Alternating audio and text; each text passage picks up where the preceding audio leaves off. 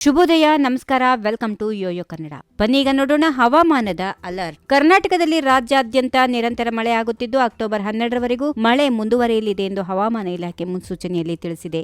ದಿನದಿಂದ ದಿನಕ್ಕೆ ತೀವ್ರತೆಯಲ್ಲಿ ಏರಿಳಿತವಾಗಬಹುದು, ಆದರೆ ಮಳೆ ಕಡಿಮೆಯಾಗುವ ಲಕ್ಷಣಗಳು ಕಾಣುತ್ತಿಲ್ಲ. ಇದು ಕರಾವಳಿ ಮತ್ತು ಒಳನಾಡಿನ ಜಿಲ್ಲೆಗಳ ಮೇಲೆ ಪರಿಣಾಮ ಬೀರುತ್ತದೆ. ಇಂದು ಹಲವು ಜಿಲ್ಲೆಗಳಲ್ಲಿ ಭಾರಿ ಮಳೆಯಾಗುವ ಬಗ್ಗೆ ಹವಾಮಾನ ಇಲಾಖೆ ಮುನ್ಸೂಚನೆಯಲ್ಲಿ ತಿಳಿಸಿದೆ. 24 ಗಂಟೆಗಳಲ್ಲಿ ಭಾರಿ ಮಳೆ ಸುರಿಯಲಿದೆ ಎನ್ನಲಾಗಿದೆ. ಬೆಳಗಾವಿ, ಹುಬ್ಬಳ್ಳಿ, ಹಾವೇರಿ, ಕೊಡಗು, ಚಿಕ್ಕಮಗಳೂರು, ಉತ್ತರ ಕನ್ನಡ, ಹಾಸನ, ಹಳೆ ಮೈಸೂರು ಭಾಗ, ಬೆಂಗಳೂರು ಹಾಗೆ ಕಲ್ಯಾಣ ಕರ್ನಾಟಕ ಭಾಗದ ಹಲವು ಜಿಲ್ಲೆಗಳಲ್ಲೂ ಭಾರಿ ಮಳೆಯಾಗಲಿದ್ದು ಜನರು ಎಚ್ಚರಿಕೆಯಿಂದ ಇರುವಂತೆ ಸೂಚನೆ ನೀಡಲಾಗಿದೆ.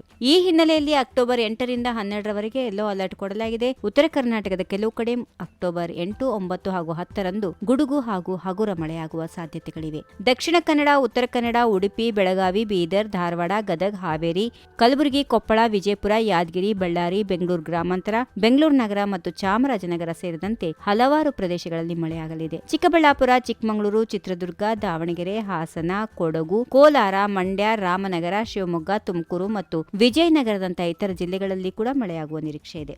ಇಷ್ಟೇ ಅಲ್ಲದೆ ಕರ್ನಾಟಕದ ಬಹುತೇಕ ಜಿಲ್ಲೆಗಳಲ್ಲಿ ಅಕ್ಟೋಬರ್ 9ರಿಂದ ಮತ್ತೆ ಮಳೆಯಾಗುವ ಬಗ್ಗೆ ಹವಾಮಾನ ಇಲಾಖೆ ಮುನ್ಸೂಚನೆಯಲ್ಲಿ ನೀಡಿದೆ. ದಕ್ಷಿಣ ಕನ್ನಡ, ಉಡುಪಿ, ಉತ್ತರ ಕನ್ನಡ, ಬಳ್ಳಾರಿ, ಬೆಂಗಳೂರು ಗ್ರಾಮಾಂತರ, ಬೆಂಗಳೂರು ನಗರ, ಚಾಮರಾಜನಗರ, ಚಿಕ್ಕಬಳ್ಳಾಪುರ, ಚಿಕ್ಕಮಗಳೂರು, ಚಿತ್ರದುರ್ಗ, ಹಾಸನ, ಕೊಡಗು, ಕೋಲಾರ ಮತ್ತು ಮಂಡ್ಯ, ಮೈಸೂರು, ರಾಮನಗರ, ಶಿವಮೊಗ್ಗ, ತುಮಕೂರು, ವಿಜಯನಗರದಲ್ಲಿ ಭಾರಿ ಮಳೆಯಾಗಲಿದ್ದು ಯೆಲ್ಲೋ ಅಲರ್ಟ್ ಘೋಷಣೆ ಮಾಡಲಾಗಿದೆ. ಮಳೆಯ ಅಬ್ಬರ ಅಕ್ಟೋಬರ್ 12ರವರೆಗೂ ಮುಂದುವರಿಯುವ ಸಾಧ್ಯತೆಗಳಿವೆ ಎಂದು ಹೇಳಲಾಗುತ್ತಿದೆ.